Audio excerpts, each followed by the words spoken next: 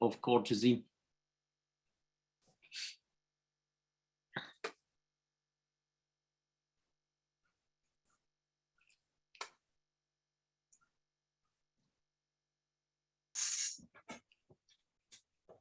Now I see the attendants are getting in the room. Yeah, 65 and growing. 81. So, yeah, wow. So 5,000. Oh my God, we will be a trending topic. I did something in China last year. 94. Wow. And there were 20,000 people online. I mean, it freaked me out. Oh my God. And then it was viewed by 400,000 people after 3 days. So wow. Over 100. Oh, remember, guys, it's not just about growth in numbers. Oh, for this it is. There are too many people uninformed. Otherwise, I wouldn't turn up. Yeah, you know. The problem is we're often speaking to the converted.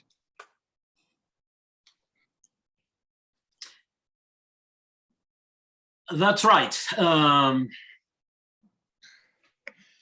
Okay, the number seems to, oh no, it continues growing. Okay, but I would say let's start. I see some messages from people we already know. Welcome everybody. Let's start the webinar. Welcome everybody. We have with us speakers from 4 continents, and I take for granted that the diversity, the geographic diversity of attendance is even larger than that. So thank you to everybody for being with us. Thank you to the speakers for their time and to everybody attending. I hope this webinar will be interesting. It is the second in the series of webinars that the Club of Rome is organizing. My name, by the way, forgot Carlos Ávarez Pereira. This is the second in the series of webinars that the Club of Rome is organizing on the occasion of the 50th anniversary of the publication of the Limits to Growth, a seminal report which was published in 1972, which brought to the club a lot of reputation, and it sold millions of copies. So this webinar is in a way about 2 books, but it's not about 2 books. The first one was the Limits to Growth, which was a report attempting to outline multiple scenarios for the future of humanity, based on a computerized modeling at a time when computers were still very primitive. And in my view, it tried to open the space of possibilities for the humanity to decide its course.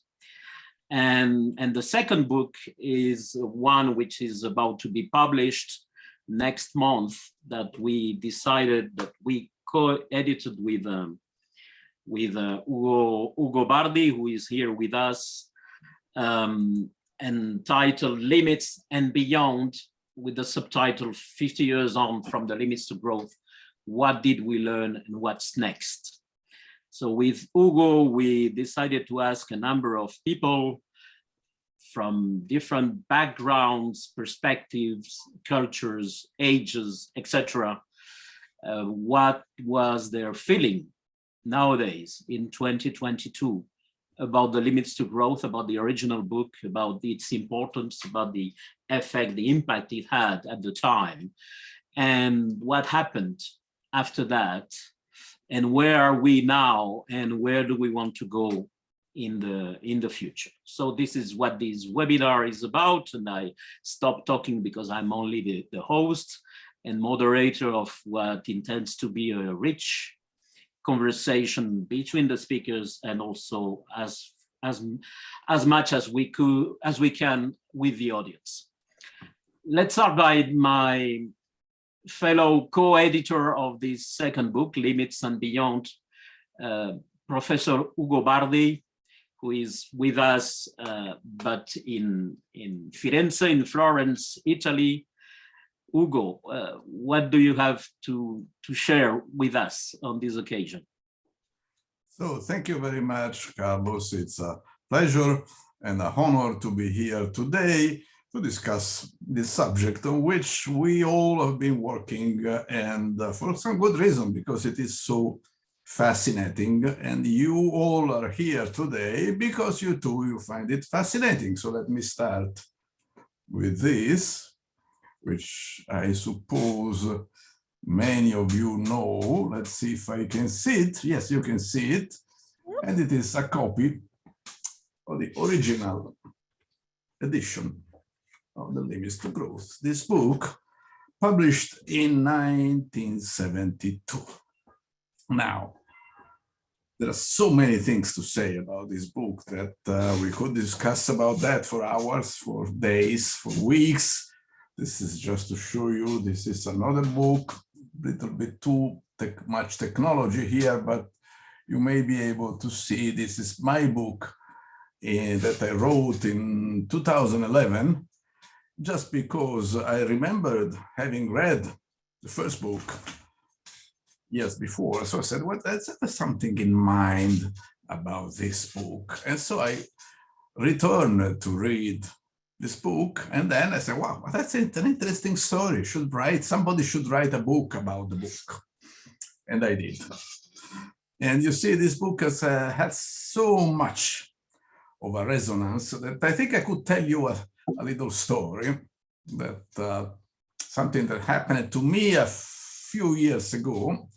I was invited to give a talk in a medieval village on the mountains in Italy, a remote place, not small, but you go there, you have this the sensation of being really in the Middle Ages. And I gave this talk about energy, about sustainability, about renewable energy. And then in the discussion, I was addressed by someone who raised his hand and said, Professor Bardi, I understand that you are a member of the Club of Rome. Now, tell me, please, did the club ever apologize for the mistakes they made in their 1972 report, which was surprising for many reasons. You know, you had the sensation to be in the Middle Ages and then somebody asks you about this book, but not so surprising, because even in medieval villages in Italy, you have internet arriving. They are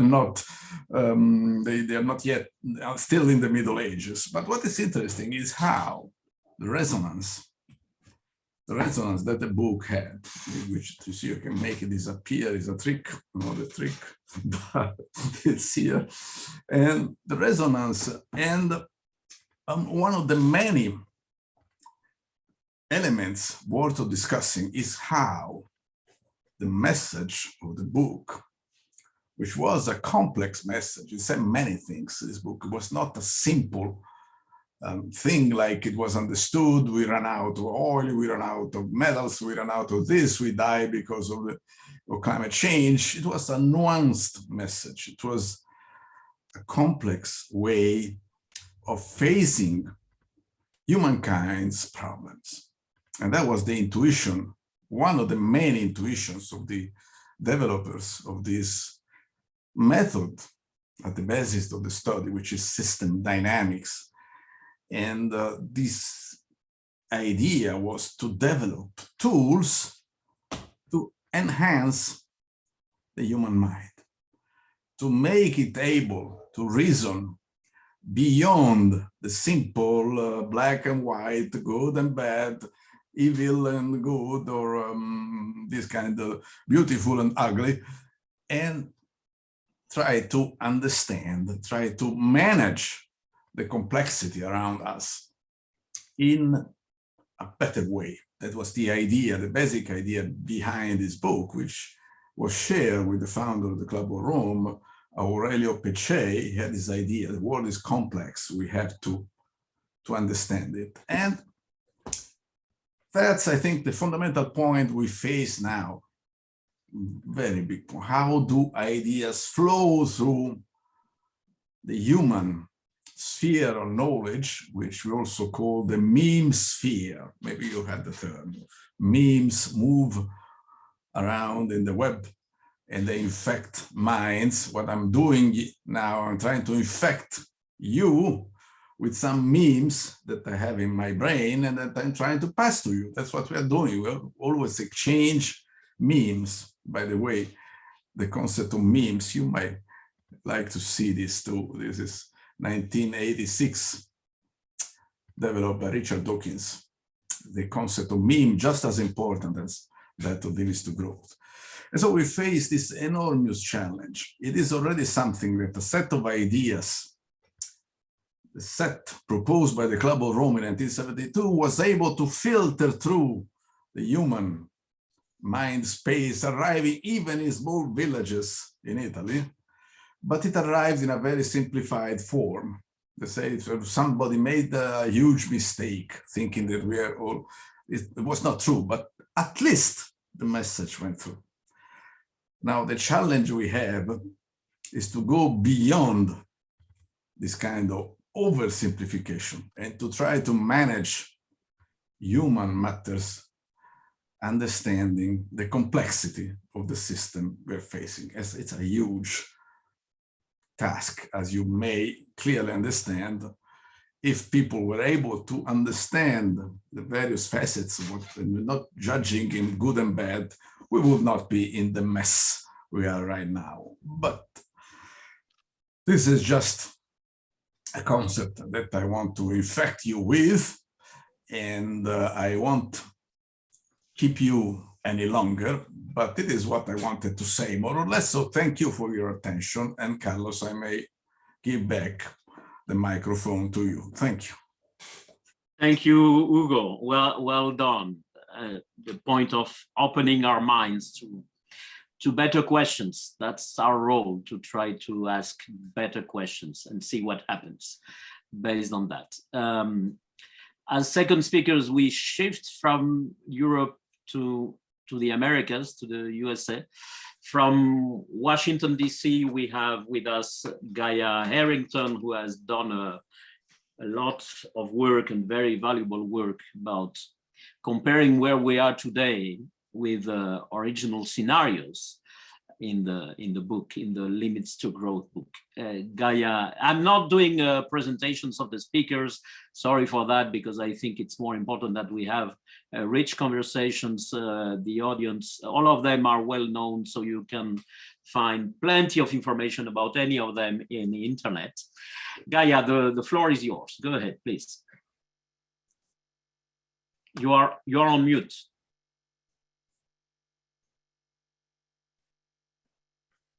Hello? Now we hear you. Okay. Thank you so much, Carlos. I love it that we're skipping the bios. They always feel so obligatory. And like, let's go right into the content.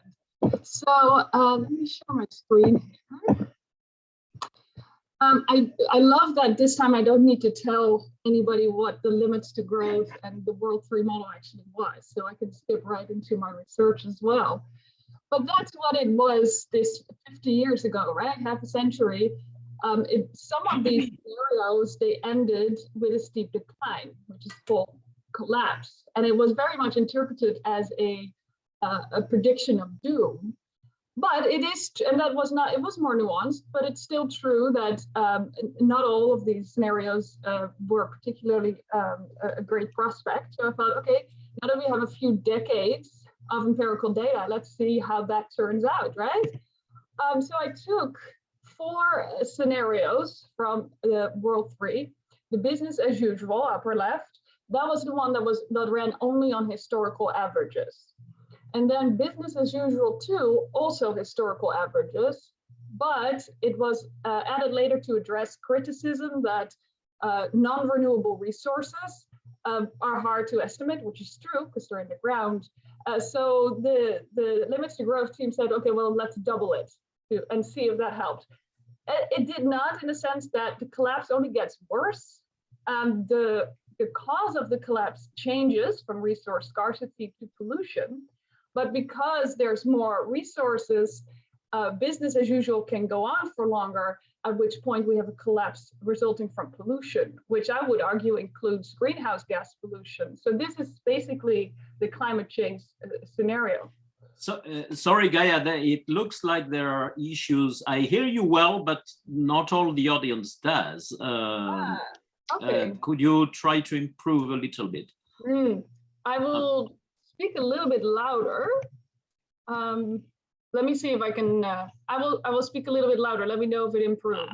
I hear you very well. So maybe also mute. I mean, I think the rest of speakers are on mute, right? Including myself now. Yes, okay, let's see if that works.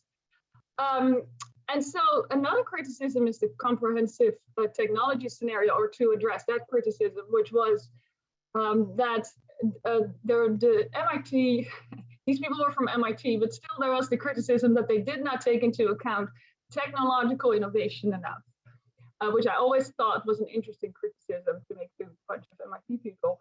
So they said, okay, we'll set that unprecedentedly high because humankind is very innovative. It is not limitless, right? It takes time to develop, to get ideas, and then to mainstream them. But they said, okay, we'll assume it's way higher than historical averages. That's the lower left. And then on the lower right, we have stabilized world. That scenario had assumptions that were significantly different from historical averages. And that's where society is assumed to shift priorities away from industrial output growth towards human services, so health and education and pollution abatement and increased resource efficiency. And that was really where any declines were avoided, and we ended up at the end of this century with the highest levels standards of living. So what I did is I took data from public databases, UN, World Bank, Ecological Footprint, and then that was published in Yale's Journal of Industrial Ecology. And then a few months later, all of a sudden it went a little bit viral, and then we had the same as happened 50 years ago, basically, these headlines that said, well, we're all headed for collapse. And my findings were a little bit nuanced. This is what I actually found. So this, obviously there are many more variables in World 3. I typically take the birth rate because it gives a good overall impression of the fit, which is fairly close, a fairly close alignment. Some variables were even closer than this. They were basically right on the scenario lines, and some of them were further away from it. But in general, it's a very close fit. It's a close fit with all of the scenarios. Why? Because they haven't diverged much yet today. But as you can see, the trajectories differ a lot for the rest of the century. Sometimes they have started to diverge already, and sometimes it was possible to get a closest fit. And then that was most often with business as usual too, so the climate change scenario and comprehensive technology. So what does that mean? This is the human welfare variable, by the way. As you can see, a very close fit. It's one that maybe we'd be most interested in. And again, as you can see, our standards of living or welfare levels can vary very much depending on the scenario we're following. So sometimes I get into this argument of, well, but we're probably in comprehensive technology, right? And the truth is we don't know, but I also don't think that's the right discussion to have, because clearly the one we should be following in terms of standards of living and probably a lot of other things is stabilized world. Now, empirical data is least aligned right now with that scenario. But as you can also see, it's still very close as of now. So my conclusion is that we really have a now or never opportunity to change course. We're not on track with stabilized world, but we're still close enough where we could make a trajectory change. We still have the ability now to change where our future empirical data points lie. And but for that, what is stabilized world? What is that scenario, right? What kind of society do we live in where we say we're going to shift our goal from industrial output growth towards human health services? That's a world, that's a society where we are like, where we've revisioned our role and our purpose and how we see ourselves as human beings in the world, where we say our goal is meeting human needs within ecological boundaries instead of continuous growth. But that's really this concept, that's, although it's drastic, it's a drastic improvement, right? It was never a doomsday prediction, limits to growth. It was a vision for a better world. This concept of moving from never enough to enough for each is, that's something that we would all want to be aspiring for, because we would be moving away from always pursuing growth to something better, not even ever better, because that's still growth, but for now, something significantly better. And I think that's the kind of vision that Limits to Growth always was, and also my research. Now, how are we going to do that better? Other people after me are going to speak to that. Thank you. Thank you so much, Gaya, especially for emphasizing that the Limits to Growth was not a doomsday prophecy, but actually an attempt, a clear attempt to open the space for possibilities and for better futures. And this is where we are still today. A number of people have asked in the chat about the background that most of you speakers you have, which is the official background of the Club of Rome in this 50th anniversary of the Limits to Growth. And we adopted this slogan of global equity for a healthy planet. I think some of the speakers will talk about that and explain, but just for you to say that this is the slogan of the year in the Club of Rome. And now we move a little bit further west to Vancouver, Canada, and we have with us Julia Kim. So Julia, could you please share your ideas, feelings, insights with us? Thank you, Julia. Thank you, Carlos. It's a real pleasure and an honor to be here. And I'd like to take a moment to build on some of the reflections from our previous speakers, maybe starting with that moment in history when the book, The Limits to Growth, kind of came into the public consciousness and awareness. What else was happening around that time? In North America, 1968, a young Senator, Robert Kennedy, on the campaign trail, made a now historic speech where he critiqued GDP, gross domestic product, at that time really referred to as GNP, gross national product, as a measure of progress of a flourishing world, and really brought attention to what some of the problems of GDP growth and pursuing that could bring to the planet. A message that was really actually resonant with some of the nuanced messages that Ugo and Gaya have been talking about, the complexity that happens and the possible consequences if we only focus on that number. Since that time, I think there's been much more awareness and actually a beyond GDP movement that has been launched by that. But interesting to look at the convergence of those two ideas coming out at that time. If you turn your gaze to the east, what was happening at that time in Bhutan, the country in the Himalayas, where I've been based for the last 8 or so years, a young king, the 4th king of Bhutan, had just been enthroned. And when asked by a reporter, what is the gross national product of Bhutan, instead of giving some small number in contrast to India or China, for example, replied that in Bhutan, gross national happiness is more important than gross national product. And in that moment, gross national happiness was coined. And it was really an invitation to think about, as this country began to develop and to modernize and to open up to the rest of the world, what would be this young leader's priority? And he was stating it would not be to catch up with rapid economic development, but rather the pursuit of well-being and happiness of the people, and indeed of all life forms in Bhutan, would be the measure. So I think looking forward since that time, we're at an exciting moment where there's much more fluidity, much more creative thinking about what are the possible economic systems that could respond to the challenge raised by the limits to growth. And that, as Gaya really put it, would put us on the course towards a stabilized world, but not one that is just about tightening the belt and what do we have to give up? And oh my God, it's all going to be terrible. We're going to be living in the Stone Ages. But actually to say that if we really measure what matters, and if we really decide that happiness and well-being is what matters to us, then we can start steering our policies, our economic priorities towards creating that.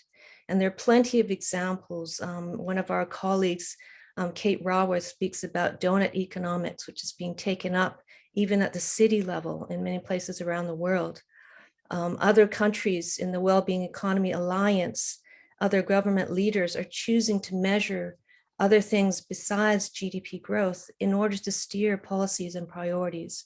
In Bhutan, we focused on measuring 9 domains and doing a survey that really looks at things like community connectedness, our time use, what we could think about as work-life balance, but is actually much broader than that, good governance, equity, education, health, all of these things besides and including living standards as being things that we should be measuring and then making policy on.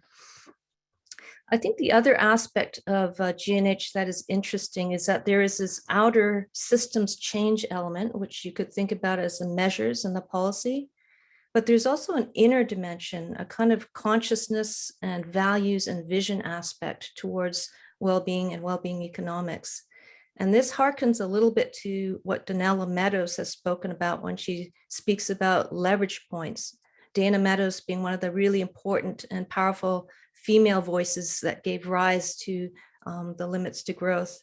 And when she speaks about leverage points and changing the system, she says that really mindsets and paradigms are the most important point.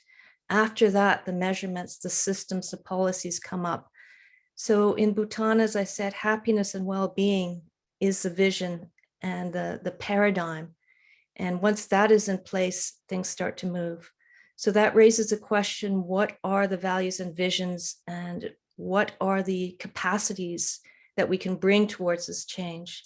And I think we're at an exciting time now where words like compassion and love and connectivity are being brought up even in the fields of neuroscience, and that they aren't just kind of accidental qualities that some human beings have and others don't, but they can actually be cultivated and brought into the education system and even brought into the way we convene meetings and then the way that we listen to each other.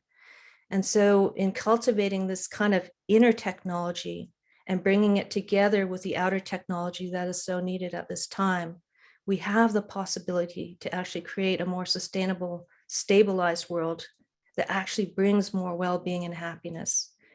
And I think that's a vision that particularly young people are longing for, one that's positive and forward-looking and really points to the highest potential that we have as human beings.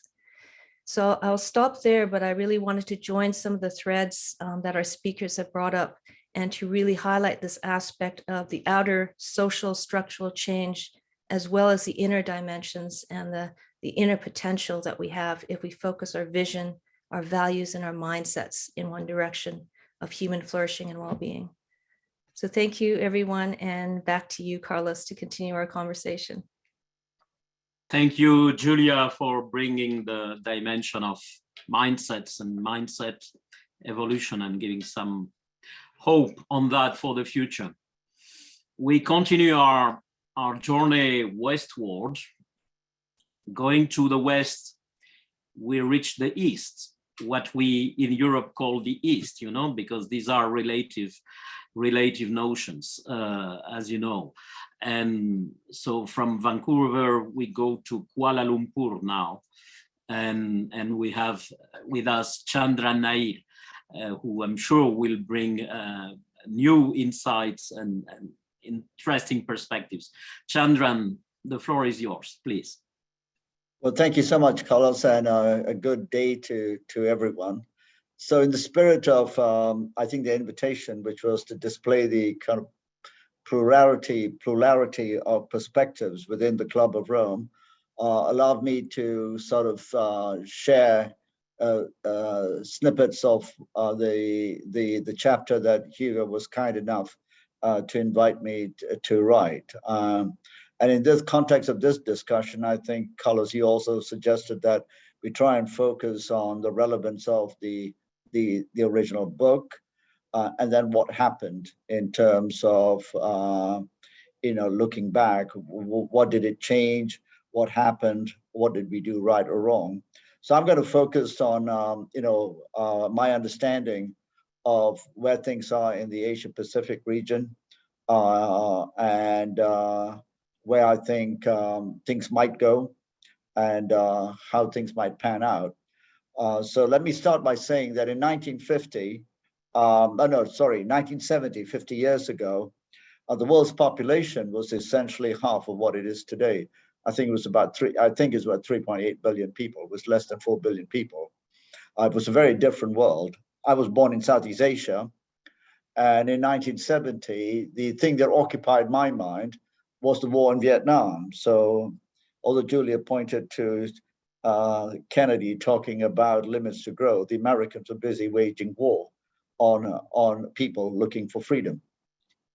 So at that time, that was one of the last kind of big wars in the Asia Pacific region, at least in ASEAN. And we all know what happened. 3 million Vietnamese died in that war. More bombs were dropped in Laos than the entire Second World War in Europe. So at that time, while the enlightened authors of the book, the Club of Rome, of the limits to growth, were thinking about these things, the limits to growth was an unimaginable concept for people who were being ravaged by war and the decolonization of much of that part of the world, the part that where I live. So my point is that the Club of Rome's work at that time was unknown, almost irrelevant. The question was, how do people essentially rebuild their societies in many parts of the world? In 1970, Singapore was still mosquito infested, and not the city that we know today. So just to put things in context. And China was a very poor country. So then what happened, it is very interesting to see the developing world, and I'm sure Mamphela will talk about Africa, but I'll confine my remarks to Asia, sought to develop. And there was only one approach to development, which was essentially being foisted on all of the world, particularly in the developing world, by the European and Western powers, including the United States, which was development through unfettered growth, essentially a neoliberal economic model. That took off in a very big way in the 80s and 90s. And essentially, we sought to take revenge. And essentially, if you had tall buildings, we'll have taller ones. If you have big shopping malls, we'll have even bigger ones, because we didn't know any better. But that was also essentially the imperative of the global institutions.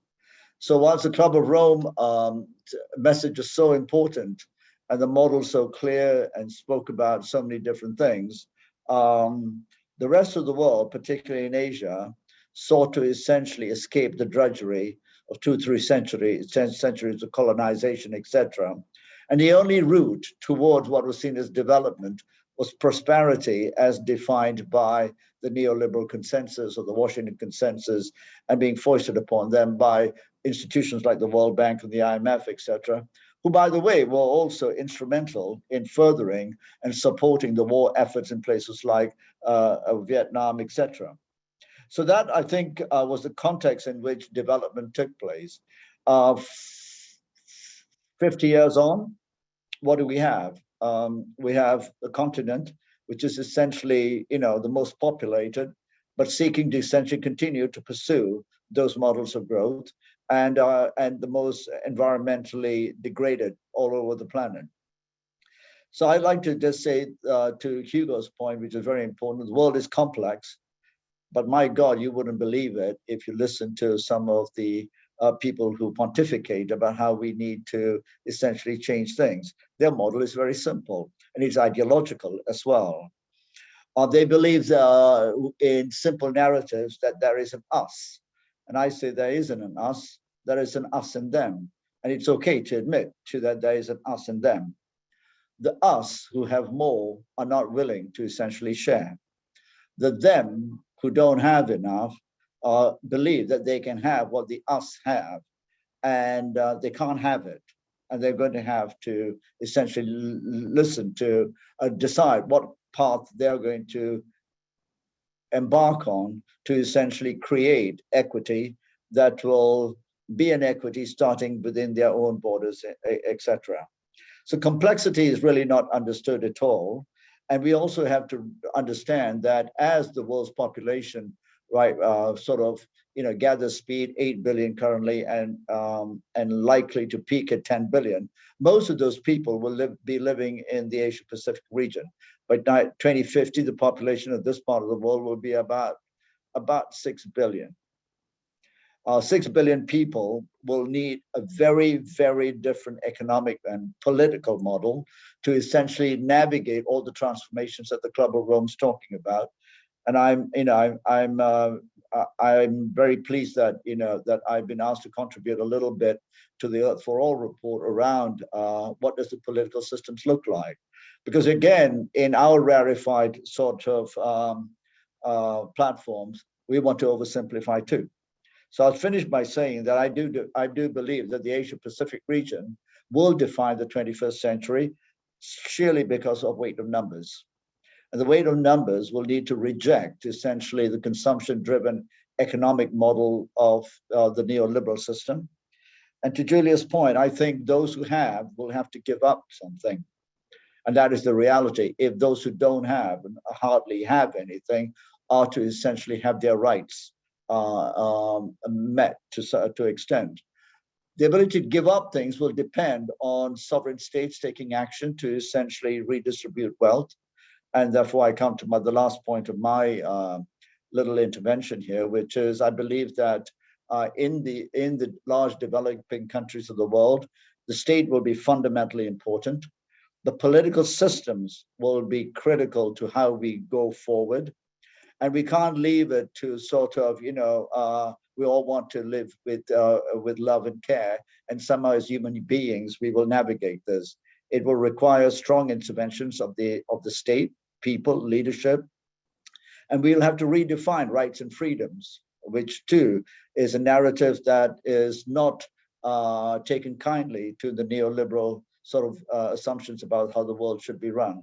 So I'd like to just finish there and say that I think in this part of the world, there's a huge amount of attention being paid to the disastrous sort of consequences of our current path.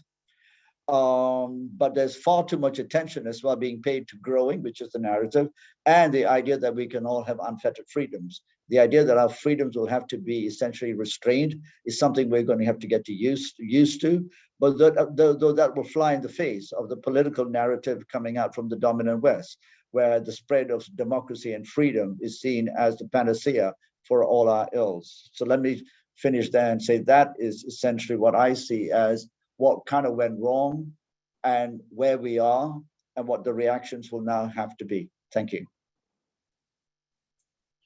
Thank you so much, Chandran, for sharing with us what you see.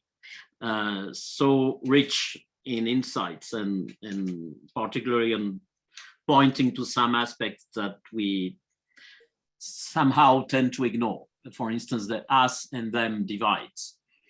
We continue our journey westward to come back to where we all belong, to the cradle of humanity, so to Africa.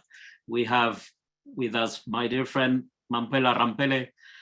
Could you please share with us your ideas, insights, feelings?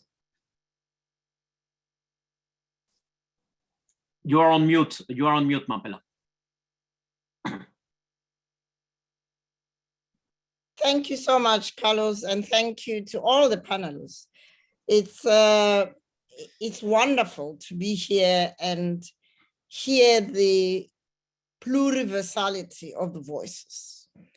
And this is what makes me so proud of the Club of Rome having taken this journey to make sure that we put universality behind us and live the reality of being a pluriversal world.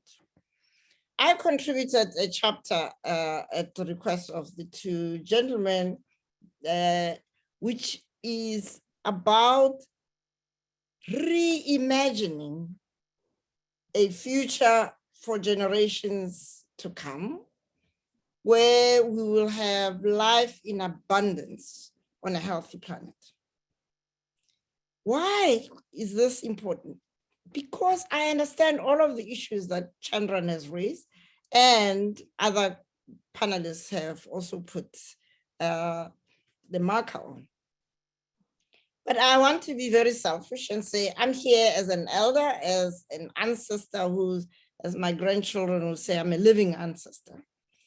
And I want to be able to answer the question that my grandchildren and great-grandchildren might put to me about what contribution did I make, did my generation make, to making sure that we harvest the lessons from the Limits to Growth report and heed the call that PJ issued after noticing that people read the report by their millions, but they didn't seem to move. And his view was that what's needed is a human revolution. And a human revolution is about mindset change, as Julia so ably indicated. This, for me, is not too difficult an issue because, like Chandran, I was in a part of the world when the Limits to Growth was released, where the Club of Rome was an unknown entity. What they were talking about was completely irrelevant. We were struggling with life and death issues. I was a young student, swept in the tide of the global student movement. And thank God, because with us, what we did was not to be like the hippies in Los Angeles. We asked the question, as Julius, we traveled inside ourselves and asked the question, how can anybody explain that Africans can call themselves non-Europeans? They can call themselves non-whites. It was an indication of the complete dehumanization of a whole people on a continent, which is the cradle of humanity. A greater contradiction in terms you couldn't find. And so I have to say to all of you today that I am relieved that the IPCC, which was formed in 1988 to, amongst other things, take forward the issues that the that the Limits to Growth report had raised. 30 years later, it's only then that they dared to acknowledge that colonialism is the root cause of the planetary emergencies that we have experienced, and that is the ongoing cause of our failure to respond adequately. So the human revolution that Aurelio Piche called for is blocked by the colonized minds, not just of those who were colonized, but the colonizers are equally colonized. You see, freedom is not divisible. If you imprison somebody, you are yourself imprisoned. So what this book that Ugo and Carlos is proposing is that we've got to be very deliberate in pursuing mindset change. Here's the good news. All human beings are born with the capacity for complex system thinking. We're all born with it. The only problem is that that colonial system we are talking about introduced industrialized education across the globe. And that's the block. Because it limits, everything has to be limited to a linear model that they have in their minds. Now, on this beautiful continent that we were all, we are all from, is an example, and unfortunately that example has been stolen. There is a book on Amazon called Stolen Legacies, which is the capture, because colonialism was not just an economic exercise, it was also an emotional and intellectual exercise. The Greeks stole the intellectual property of people who look like me, who were then Egyptians. And that knowledge is now claimed as, you know, Greek philosophy, Greek this, Greek mathematics. Excuse me, my great-grandchildren and my grandchildren and my children now are in the business of reclaiming that. And it's not because we want to reclaim, to take away from the Greeks, but we want to heal the Greeks in the same way that we are healing Africa. Because the ancients, who are our ancestors, our common ancestors, learned from Mother Nature. You know, Mother Nature has been really at work, field work, for millions of years. And she's so meticulous in doing things. And of course, because she is the ultimate systems complex thinker and doer, if you observe nature long enough, you'll be able to learn some of the lessons. So the question that was asked about why this global equity for a healthy planet is because we are here through the work that the Club of Rome is doing generally, but through this book that we are celebrating today on the platform of the Limits to Growth 50 years ago, we are saying that we have a window of opportunity, as Julia said, to reimagine a world where there is global equity for a healthy planet. For that to happen, as Chandran so ably said, we need to be willing to unmask ourselves, to see the world for what it is, and free our potential to learn what we need to learn and really learn it. That we are interconnected, interdependent. In my continent, we call it Ubuntu, Umenala, many other terms. And I know you speak to any indigenous person. And incidentally, the reason why the IPCC finally made this finding is because it moved away from thinking of only modelers and people like those as the ones who can help us think about the future. They had social scientists, they had indigenous people bringing all that pluriversal wisdom. What a beautiful globe we have. What a beautiful planet we have. What a wonderful opportunity we have to have this great, great global equity and a much, much healthier planet. It's in our hands. Let's do it. Thank you.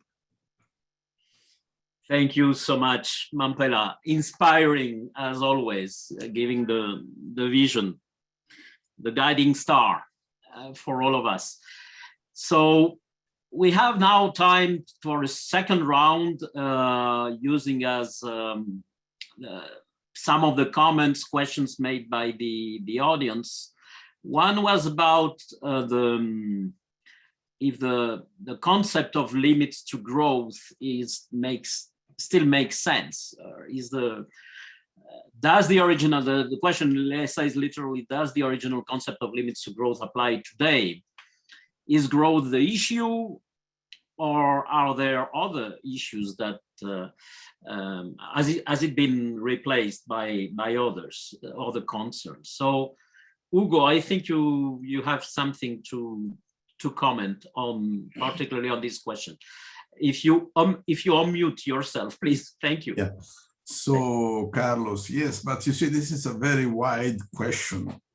Let's see how can we frame it in such a way. What issues? You see, in this about 50 minutes of discussion, we heard so much that we can consider in various ways. So I must confess that I'm not sure that I can discuss this point, because we have many, as Mamphela said, we have many possibilities for the future. It's open. We need to think of what we want to do, because this is not a book of recipes. I mean, it was a book with some recipes. They try to give some solutions to what they perceived as problems. Say, if we do this, this will happen. Now, one of the questions is that are these recipes, these solutions, still valid today? Probably not, because we have moved beyond a certain range of possibilities which existed in the 1970s. In the 1970s, they say we reduce growth, we stabilize the economy, and then we avoid the collapse, because this is what this book said. We are going, if nothing changes, we go to collapse. And so I think right now, what is left is that the message which is left is that if we don't change something, we are going to collapse. And this is still valid. And my personal opinion is that at this point, we are facing more a question of mitigation rather than avoidance. And I see that Chandran has raised his finger, so I would let him comment on this point. Okay, Chandran, could you go ahead? Also, if I may, I mean, tell us what you have to tell, but if I may, somebody has asked about the concept of ecological civilization in China. And among the speakers around the table, I think you are the person who knows more about China. So if we could have also some insights from your side on that. But please go ahead, Chandran. Yeah, no, the first point I wanted to make about this idea about growth is, I think, whether it's relevant or not, is we tend to get stuck in, semantics. And semantics is always an awful thing to wrap your head around. So I would try and answer that question by something very simple. So let's take a country like India. We look at just human dignity and and just the basic rights of life. Then you would say things like safe and secure food supply, water and sanitation. You would look at housing, basic energy needs, access to education and healthcare, and meaningful work. And by meaningful work, I don't mean working for Walmart, because foreign investors are needed. So if you look at just housing, for instance, then the responsibility of the Indian government in terms of the equity and the dignity and to organize an economy to essentially drag people out of the drudgery of life. And that number in India is something like 500 million people, 500 million people. These are numbers that people don't quite understand. So 500 million people, more than the entire population of Europe in India, do not have access to a home. So call it growth or whatever, but let's just call it rights to a decent quality of life. I like to call it some kind of shared prosperity, common prosperity, the term the Chinese are using. That's what's relevant, because the growth issue was a particular time where it was looked at from an economics point of view. Right now, we're going to have to move ourselves from that sort of obsessions with the semantics and move to what do people need? Where's the drudgery? What's the unhappiness? But in doing that, the point I've argued before is everything that is on offer in terms of economic models to governments like India, Indonesia, African ones, is all around the current neoliberal approaches to creating and developing your economy. all of which will essentially have ramifications in terms of energy use, etc. So the struggle for these countries and for India will be, how do you lift 500 million people out of that level of poverty, and at the same time start talking about, you know, sustainability in the way elites talk about it. So that's really the conundrum. And my view is it's going to get a lot worse before it gets better, because those people have a right to those emissions. Right, those emissions. Now, to the question of China, and I don't want to claim to be an expert, but I have spent a fair bit of time, and I've spoken to members like Jin Feng, who's an EXCO, etc.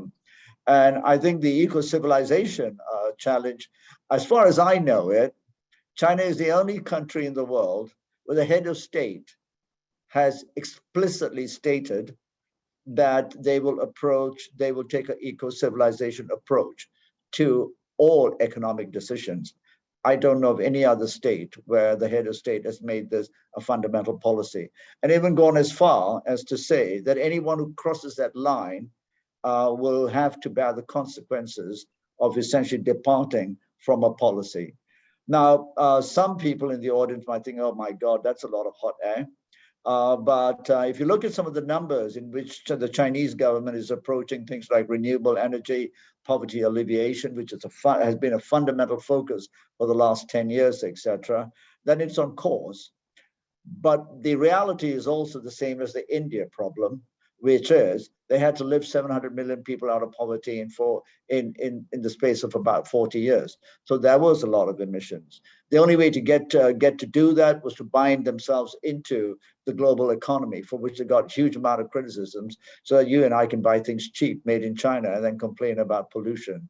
So all of that model is unraveling. And China is now looking at a dual circulation economy, which is essentially the circular economy, but within Chinese characteristics.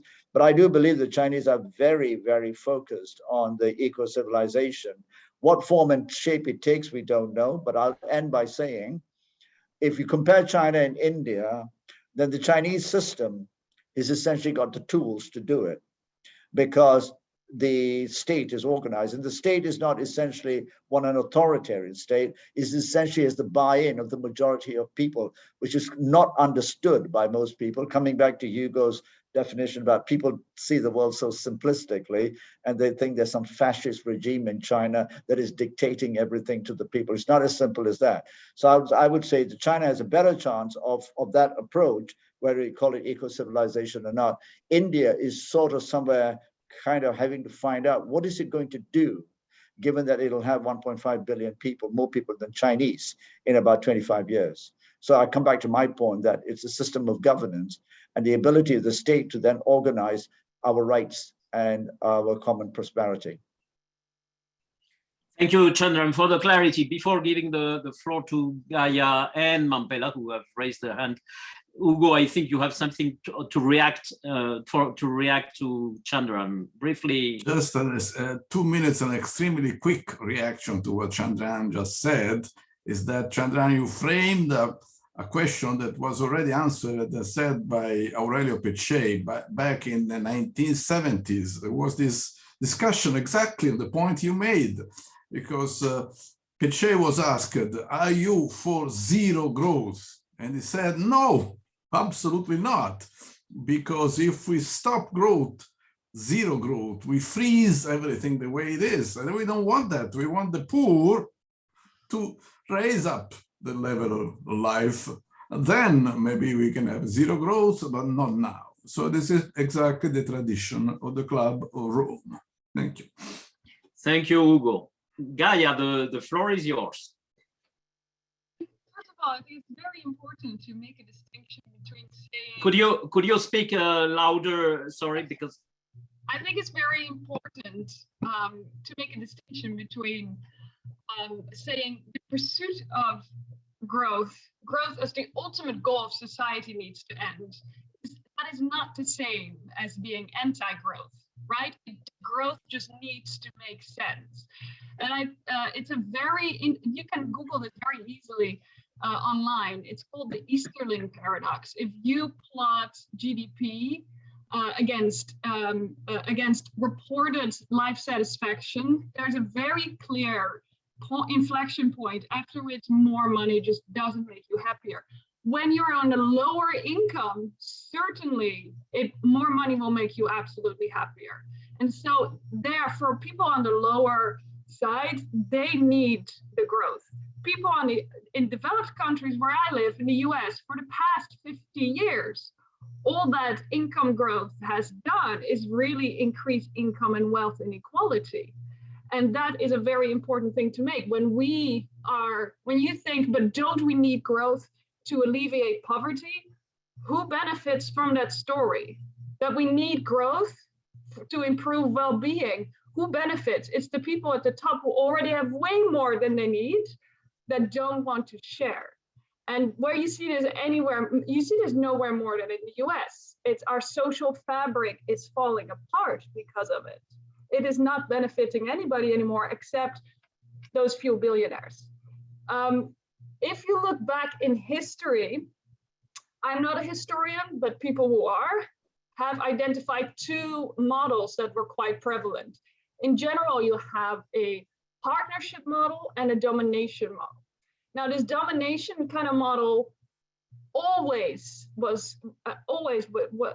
resulted in very strong inequalities, hierarchies, and always was paired with the expansionary mindset. Why? Because it was unsustainable. So societies always had to grow in order to keep sustaining themselves.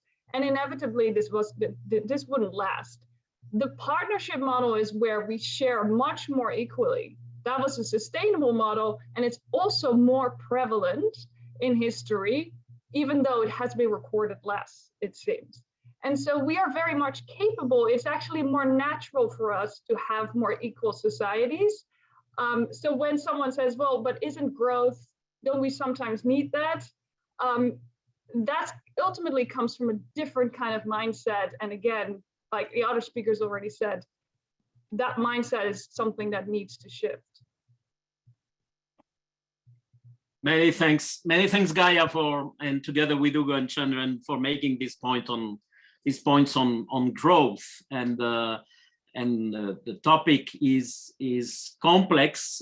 By the way, may I defend complexity? Life is complex. I mean, without complexity, we wouldn't have life. If you prefer not life, it's up to you. That is simple. Not life is simple. But if you want to have life, complexity comes with it. And let's be aware of that, and let's not oversimplify the debates on growth. I see a definition. This is a quote I'm taking directly from the chat on limits to unabated unidirectional economic growth of the global rich. Yes, that's a good point. So, but we will certainly need, and we will need certain types of growth and certain types of degrowth, I guess. Mamphela, please. I don't want to disagree because I come from a continent where this word growth didn't exist and the people were very prosperous and there was less inequality and so on. So the framing of growth really is a European American framing. You go to indigenous people everywhere in the world, they don't talk about growth, they talk about well-being. In my culture, when we greet somebody, we ask them how they are, even if you don't know them. Because if they are well, it means that there is wellness in society. So for me, it's not a question of growth, degrowth, it's a question of a different way of understanding human relationships. We are born to be interconnected, interdependent, and as part of nature. Nature doesn't have growth, degrowth, whatever. Nature supports thriving in ecosystems. It's linked, it's networked. So if we accept that, then this idea about, well, how much should we grow, or what about those who are poor?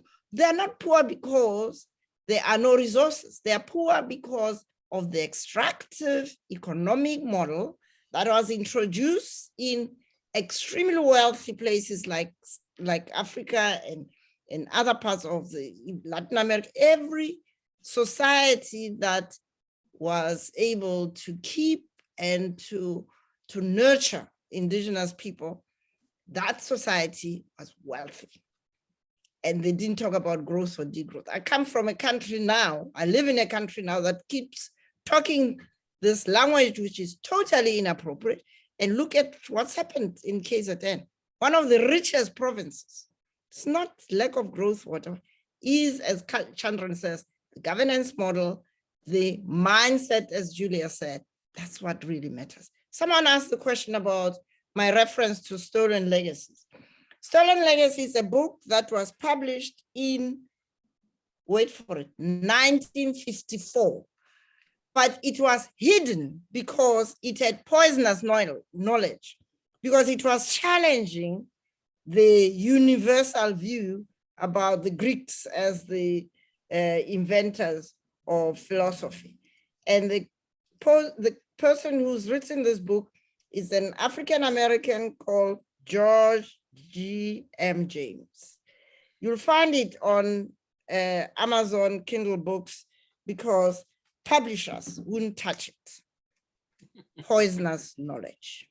That's what needs to change. Thank you. Thank you so much, Mamphela, also for highlighting that we have to change the framing and the language we use, you know, the concepts that we take for granted.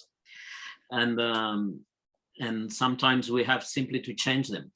I mean, not sometimes, we have to change them for sure. Julia. Yeah, I really want to contribute to this really interesting question about what do we mean by growth and how that concept is evolving. And really with thanks to Gaya for reminding us of the Easterland paradox. It's a kind of re-education that those of us who are in the so-called developed countries, a kind of unmasking of some of the myths of growth and development that we've come to believe and that continue to be promoted. That more is always better, that more consumption is always better.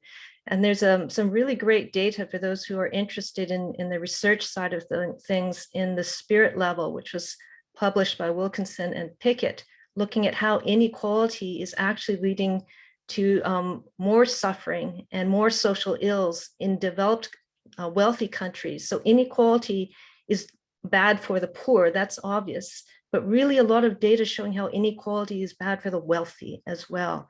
And that's can be felt, it's palpable, as Gaya said, in communities now. We know that when communities are in very unequal, tense situations, there is more crime, there's more disease, there's more all sorts of social ills that come up. So I think it's really about understanding how doing the right thing can actually be more life enhancing, even for those who are in the privileged positions and in the developed countries now. And I think it's also really about this idea of sufficiency. It's not a dirty word, it's enoughness. And I've been surprised when I moved from countries like Bhutan back to North America and Europe, this pervasive sense of what I had to learn what FOMO means, fear of missing out, that there's always something better and that I don't quite have enough. And how that's propagated by social media and advertising, that is poisonous to our sense of well-being as humans. And it's poisonous to our planet in driving overconsumption. And conversely, how the neuroscience is showing that compassion, that giving, that caring about others actually enhances our own sense of well-being.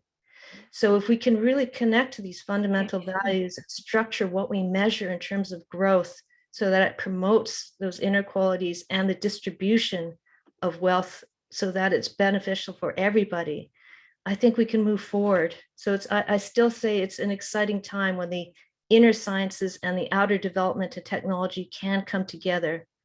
So really excited to be part of this conversation.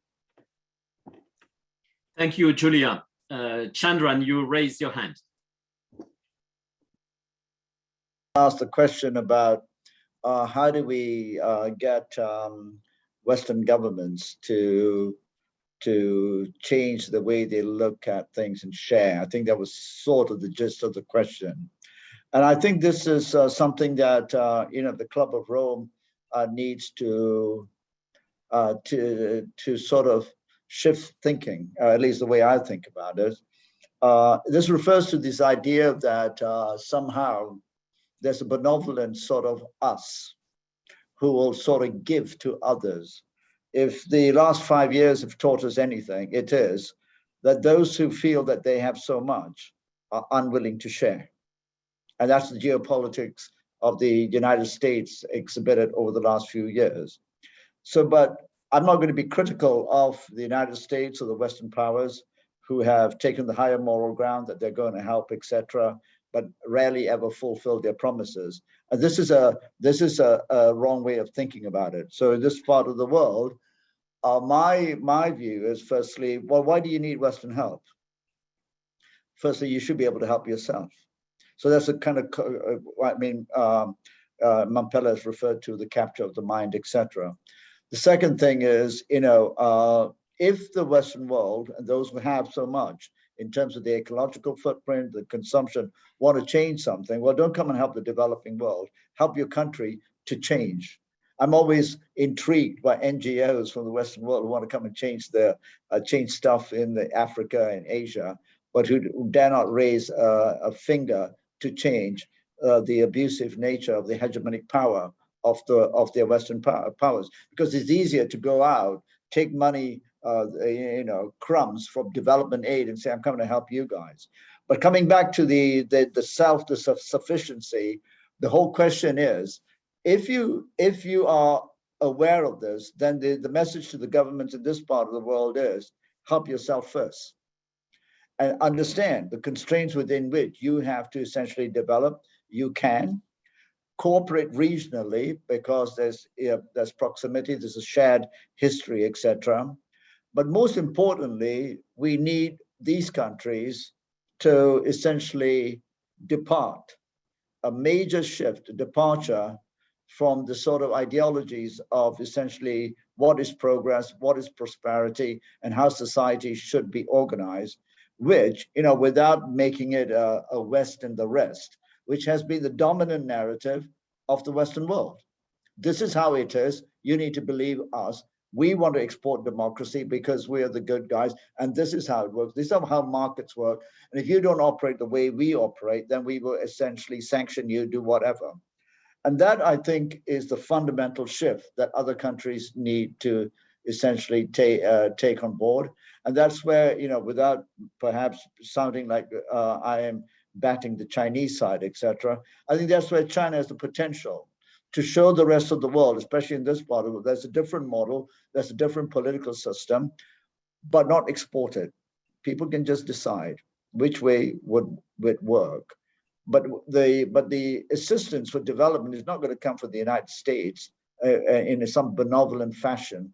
It is only going to come out of self-interest, and therefore the countries of this part of the world need to depart from that sort of historical legacy of believing all the good ideas are going to come out of the West, because sharing is very difficult by people who have so much.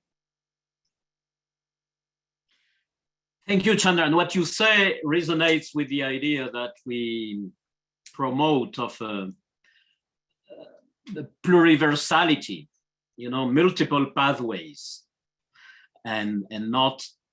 So for sure, there was some time ago, there was this idea of the one world, which was loaded with ideology, as you said. Nowadays, I think it's very much questioned, particularly by most of the world, by 6 out of 7 people on Earth. To be clear, most of the world, don't believe in this one world story, I would guess. Nowadays, we see a lot of the multipolar world going on, and sadly, in a very traditional way, through war, and through violent means, and the setup of something which is, and the world has been for sure always multipolar. So how could we escape from where we are into that pluriversal world where in each community, in each culture, in each country, people find their own pathways to well-being, within a healthy biosphere. That would be my question for maybe the last round of interventions, but we still have a bit of time. Chandran, please. I mean, Carlos, if I just say, because someone pointed out, maybe we should all leave our institutions. That's not what I was saying. But it's the condescending nature of essentially international aid, etc., which imposes conditions. This is our way, etc. Of course, those of us who are in a position to help others should, within countries and between countries. So I'm not saying, everyone go their own route, but so much of development aid is tied to ideological things. And when push comes to shove, there's this condescending view that, if you don't do it our way, you're not qualified to do it, and you need to pursue our ways of doing things. So that's kind of what I meant.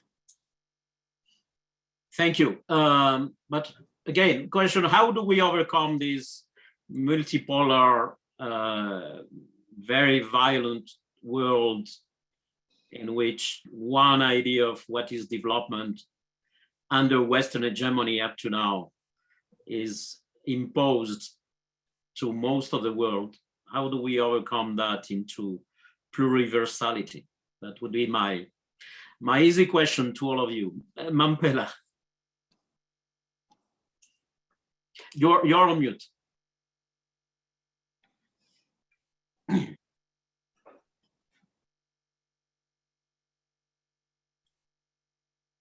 I think we should take seriously the IPCC report, because this multipolar and one world idea was all part of the colonial mentality. You had to come in with a view that had to dominate what you find wherever you go. And I believe that if we go back to the essence of being human, is that at the heart of being human is to want to live with dignity in an environment where you feel connected, where you feel dependent, interdependent with others, but where you are also a contributor. But importantly, as Julia said, the inner person in you must be comfortable in the skin around itself. And what happened with colonial conquest, they had to dehumanize the rest of the world in order to make them feel powerless and vulnerable. You go to Africa today, you find incredibly embarrassing names. Pretty, Beauty, Matthews, what? Why? Have you found Matumi anywhere in London or in some place? But you see that even the names, and names in Africa are sacred because a name ties you to your ancestors.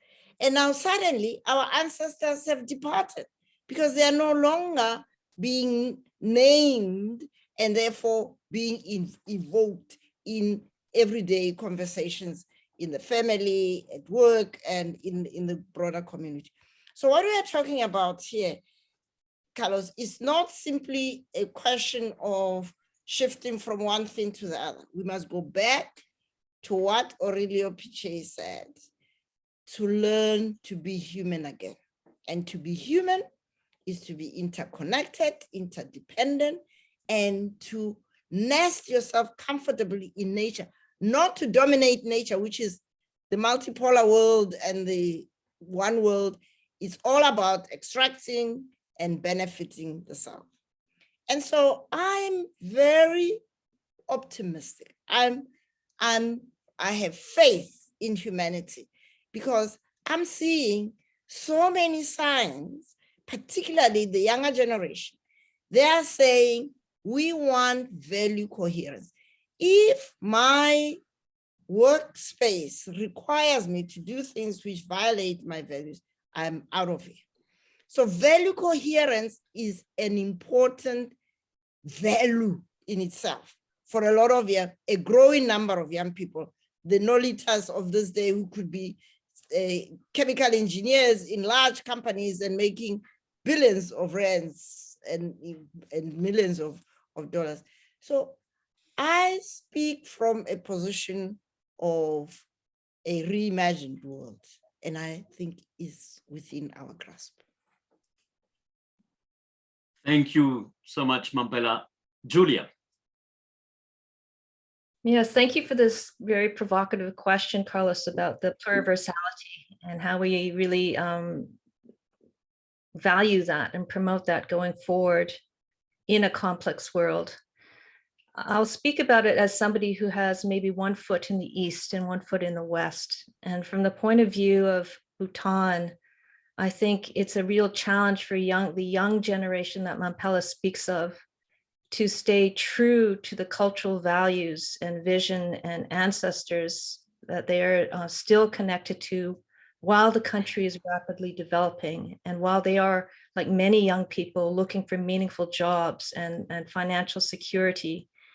And I think it's in that case, with a lot of our programs, we're trying to combine income generation and kind of reigniting an interest in farming and ecology, while at the same time demystifying a lot of the myth of wealth and development and the images that they get of happy young people who are just living the life in the United States and elsewhere, or that they see on popular media, and recognize that actually there are a lot of problems in those developed countries as well that they don't see on these happy images. So really opening their eyes to the value of what they have, also helping them to move into the future, and in that way bring a more kind of pluriversal view in that context in Bhutan.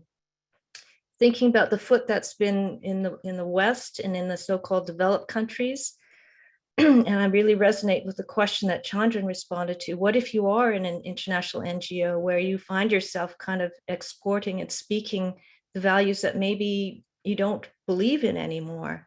And I experienced that when I went to South Africa, to Mamphela's country, working in rural communities and finding that a lot of the myth of development that I had grown up with was falling apart, that I was seeing a lot of closeness of community and a lot of values around Ubuntu that I didn't see when I went back to North America. And what was this model of development that we were trying to impose there?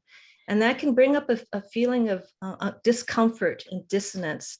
And so I think one of the skills when I speak about the inner technology is the ability to be aware of that dissonance when you feel it, and allow yourself to question some of the models and beliefs in your own culture, and then have the courage to talk about it with others and to take steps in that direction.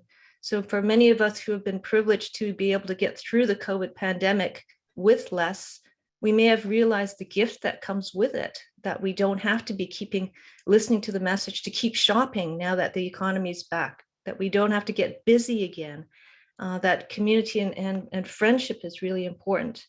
And then to bring that to the politicians and the policymakers who are urging this singular focus on growth and consumption, and give them the courage to make the policy shifts that would allow the kind of distribution of wealth and the kind of protection of the environment that they're afraid to take because they think their constituencies will push back and resist the idea of sufficiency.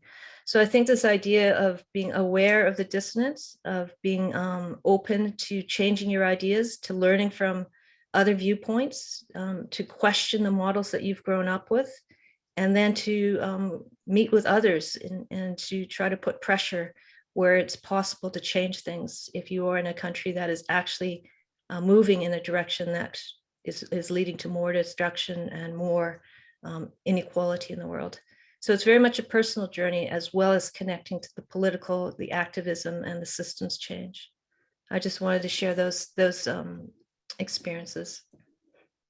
Thank you, Julia. Short comments by Ugo and Gaya, if possible, short because we are getting to the end. Ugo, want to add something? Let me repeat, so many things have been said that honestly I'm confused. I don't know about you, so I would leave to Gaya. as it is Okay.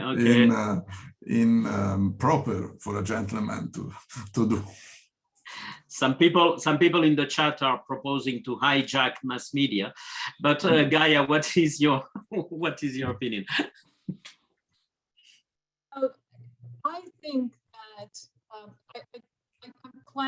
I'm a researcher, so I typically really like to stay neutral. Louder or closer to the mics. Sorry, Gaya. Yes, I'm so sorry. Normally I don't have this problem. I am a researcher, so typically I try to stay quite neutral, but based on my research and the data analysis and of course the literature review, I think what we are facing now is, simply put, a battle for humanity's soul. And what we do in this next decade, where we choose to go and what we choose to prioritize and what of our human identity to let go of, will determine significantly our standards of living at the end of this century. That's ultimately what it comes down to. Will we be able to do that in this world or not? I don't know, but I do know that what we do and the values that we choose to adopt and which to let go of are absolutely crucial and will determine humanity's future. Thank you. Chandran, short one, please. You are on mute. I know we're coming to the end, and as Ugo said, there's so much said. So I was trying to think, what would I distill what my experience has been living. I had the privilege of living in Africa and working on development for about 5 years, then in Europe, etc., and then back in Asia. And I have had a front row seat for the last 30 years at the shift in China. And of course, I've worked a lot in India and been to India and watched, and Southeast Asia, which is my home. And I think there's just two things I'd like to just share and leave. The first thing is, I've got to understand that we are the exponential sort of extreme part of the exponential curve of human growth. You will all know, if you look at the numbers, from 1980, in 40 years, if you're a millennial, the world's population has doubled. It took hundreds of thousands of years for the human population to reach 1 billion, and around the early part of the 19th century. Then at the exponential curve, it doubled in the early 20th century, and since then it's quadrupled. Just understand that most of that growth has taken place initially in Asia and now in Africa. It's rising, but Asia is where the exponential growth is. So I've seen all around Asia, the front line, my God, when the exponential phase of human growth, and we're still talking and we're aping economic models that belong to the last century, when the world's population was about 2 billion. And these have been exported by the institutions of the world, and without sounding divisive, it's been exported by the West. And because we are colonized, we are subservient, we obey that. And when people like me speak, quite often I'm seen as a naysayer, someone who's anti-West or something. No, I'm just looking at the numbers and saying, this don't make sense. The population has doubled in the space of 40 years. 4 billion people have been added. Since SARS in 2013, 2003, 17 years, we have added 1.5 billion people to the planet, right? So we have to change everything. And in this part of the world, that change, in my view, and some may disagree with me, is about political systems. We can talk all about the human nature and all of that, but we live in large societies which need to be organized. And I call for draconian measures to help us get organized around this principle of some kind of shared common prosperity. Those are the two things I've, through 30 years of working in sustainability and all of this stuff, and being involved in the science and the modeling, I've come to the conclusion it's political systems. And right now, the world is essentially in conflict between the rise of different political systems and the inability of those who've dictated what the world should look like for the last 100 years to accept that there are different political systems. And I've come to the conclusion that the political systems that work will be anathema to the prevailing neoliberal narrative. Call it the Chinese model or whatever you want to call it, but it will do draconian measures to essentially allow billions of people to coexist with some sort of dignity. And that's really my conclusion. There's no other way out of this conundrum. Thank you. We have run out of time. Just a short concluding remark from my side. What Chandran just said resonates so much with global equity for a healthy planet.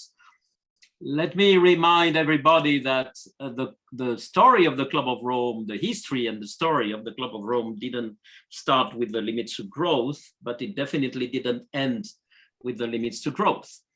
Which the book, as you might know, had a huge success at the time. It sold millions of copies, but it didn't change the course of the world.